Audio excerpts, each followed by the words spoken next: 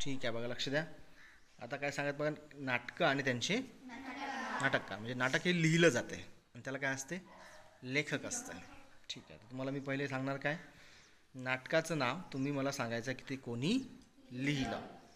ठीक आहे. शारदा, सौभद्र, कीचकवध, हां कीचकवध, भाऊबंदकी, मानापमान, विद्याहरण ही नाटके. ठीक आहे. नंतर बघा, प्रेम संन्यास, पुण्यप्रभाव, एकच प्याला, भावबंधन कोण लिहिले, नंतर साष्टांग नमस्कार, घराबाहेर, नंतर भ्रमाचा भोपळा, लग्नाची बेडी कोण लिहिले,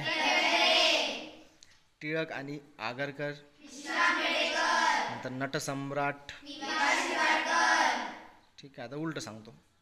नंतर बघा, गोविंद बल्लाळ यांनी कोणतं नाटक लिहिलं, बळवंत पांडुरंग किर्लोस्कर यांनी सौभद्र.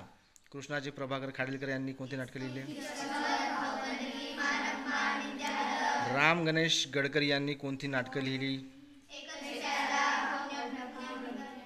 भावबंधन. नंतर प्रल्हाद केशव अत्रे यांनी कोणती नाटकं लिहिली, साष्टांग नमस्कार.